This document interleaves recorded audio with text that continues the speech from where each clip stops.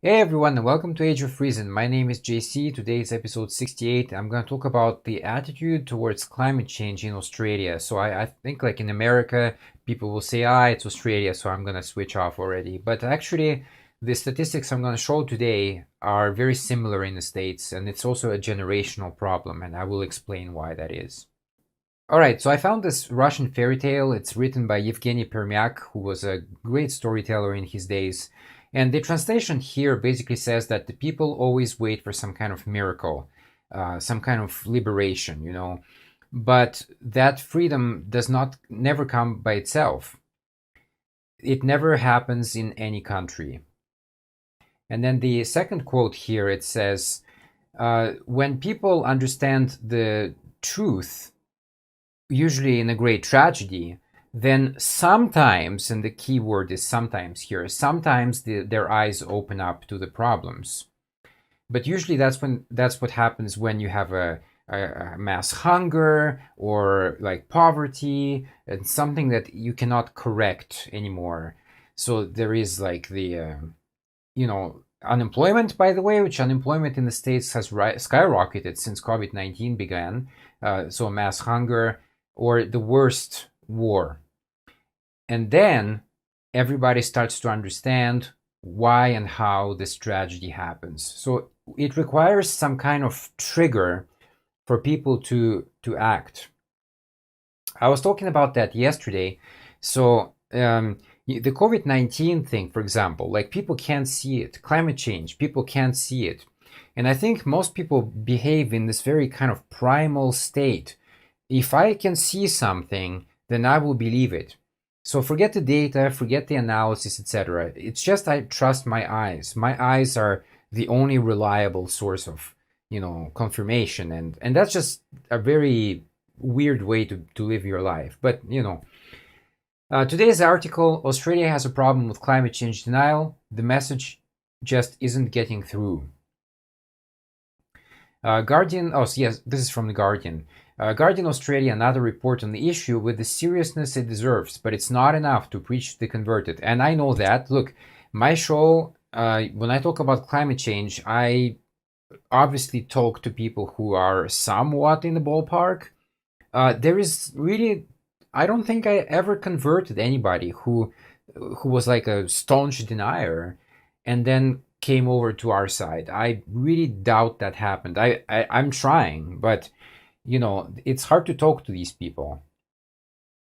An international survey of people's news habits around the world reveals that Australians' opinions on climate change are determined mostly by age and news source, but that overall we are more likely to deny climate change than most other nations. And it is clear from the results of the 2020 Digital Media Report that a major reason for this denial is the influence of News Corp. This report has been pretty eye-opening on the topic of climate change, which confirm long-held beliefs about the impact of the News Corp coverage of the issue. And here they give a graph, so concerns about climate change by country, and Australia is like way, way down there. So in fact, Kenya is the first. So look, just kind of a side story here. When I was, growing up, I had some like issues in my family, okay? So they were saying, well, let's like kind of racist things, okay? So basically the whole of Africa was considered bad. So don't be like Africa. That was kind of the motto at the time. Don't be like those poor Africans in Africa. So yeah, in that kind of bubble, it would be very embarrassing then to be behind Kenya. Okay, but anyway, you have a lot of countries here, like Japan is down here as well. I always say that Japanese people, man, you have like the tourist brochures of Japan, and it looks clean, and the people are hardworking and always busy, and this is all bull. I mean, Japan is first of all not clean. If you want clean, then go to Taipei, Taiwan. That was clean, major city, but I couldn't find any dirt in it. The beaches in Japan are disgusting too, some of them anyway, plastic, etc. And the people themselves, look, yes, of course, some people are kind of put your head down and work kind of people, but there's a lot of assholes here as well, okay? So obviously you're not going to find that in the brochures, and once again. So like Finland is down here, and USA is even more behind than Australia. So the article today applies to the states as well. Of the 40 countries that take part of the survey, which is coordinated by the Reuters Institute and Study of Journalism, University of Oxford, only the US, Sweden, and Norway have a higher percentage of news consumers who believe that climate change is either not serious at all or they don't know if it's serious. So again, the disengaged, the people who don't really care and who don't know anything about the topic.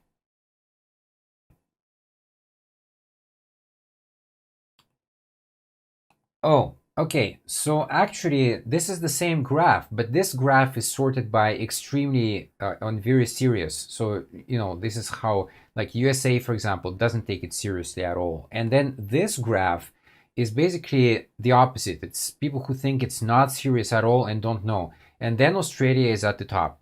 And at the top, actually, you have the USA. No surprise there. USA is full of crazy people right now. Like the religious people, they're batshit insane. I mean, seriously, and they challenge all the norms that we have in the country that should move it forward, but don't. Just one, just over 1 in 5 news consumers in Australia regard climate change as either very serious, not serious at all, or don't know. Given that the report was conducted during the recent horrific bushfire season, the result is rather stunning and depressing. So I talked about that before. The horrible fires that we had in Australia that killed over 1 billion animals. Yeah, mass apathy, man. Don't care. My house didn't burn, so who cares? So then there's another graph here, and this is concerned about climate change by online news brands. So which news organization does the best job at covering the issue? Well, for example, CNN is actually over here. Let's say it's like in the middle of this graph. Only 77% is extreme, like they consider extremely serious. So basically, 1/4 of the time, CNN thinks it's not serious at all. You have the New York Times here, and the Guardian is actually way up there. So I cover a lot of Guardian articles. They do a good job on climate issues. Vice News is up there, and The Conversation is the top one. And CNN, by the way, always politicized themselves as the most reliable news network in the world. So yeah, no, they're not. Okay, so now this graph shows the concerns about climate change by generation. So as I said, this is a generational issue. People react to it differently depending on their age. And sometimes it's like logical, but it's also at the same time a bit selfish. I'll explain why. So for example, if you look at the like really old people, 74 years or older, they only think that climate change is 20% serious. So they say not serious at all, not very serious. So this is about somewhat serious. All of that is like over 50%, man. And this is why, because old people have different priorities. For them, the main priority is to stay alive. So how they do that, well, there's many ways to do that, but they will vote for their best interests. Even if it screws other people, it doesn't matter. That's why I said it becomes a very kind of selfish thing as well. They just self-preservation instead of thinking a little bit forward about the next generation, etc. A lot of these people have grandchildren probably, and I really don't understand how you can be a good grandfather or grandmother and really not kind of take care of the issues of today. So anyway, there's that. Baby boomers are better, but this is in Australia, remember, so I don't know what it is in the States. And as you move forward in time, the younger people, so Gen Z, like about 50% of the people think it's very serious, it's going to affect us, and this is because we know more about it, and it is going to affect us. It is affecting us right now. We see it everywhere. The evidence, the human footprint is everywhere. As a card-carrying member of Gen X, it's rather shaming to find that barely half of us thinks that climate change is either very or extremely serious, given unlike our baby boomer parents, our formative years saw increasing temperatures. That's true. Percentage of your life with annual temperatures above the 20th century average. So when you start in the 50s there, and it's like still kind of manageable. In the 60s, it started to go up in the mid 60s and the 70s, and then basically since the 80s, you're at the top of the chart all the time. It stays flat because it's at 100% over the annual temperatures of the 20th century average. But it's not just age. Political orientation is also a determinant. Those who call themselves right-wing are much more likely to deny climate change, and this is the exact same situation in the States. I talked about that on the previous show, so please refer to my previous shows because I already talked about this and I don't want to repeat myself too often. So, right-wing, only 17% think it's extremely serious. In the States, it's the same thing. And most of them are in here. So not serious at all, not very serious, and somewhat serious. This is well over 50% here, okay? And then left wing, so over 60% think it's, happening, etc. So that's good. But remember that the scientific consensus is 97%, or actually over that. I already talked about that too. So even 60% is very, very far from 97%. There's a lot of work to do on both sides.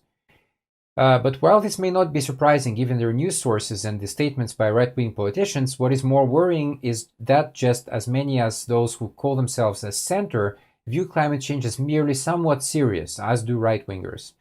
This suggests a large gulf in the ability of the media to convert the issue's importance to those with little political affiliation. When it comes to climate change, believing it is only somewhat serious essentially means you have not understood the problem. This is absolutely true. And it is clear that the media is not getting the message through. Only 38% of those with a center political orientation believe the media provides accurate information on climate change. News media performance on providing accurate information about climate change by political orientation. So again, left wing, you basically have the same graph once again.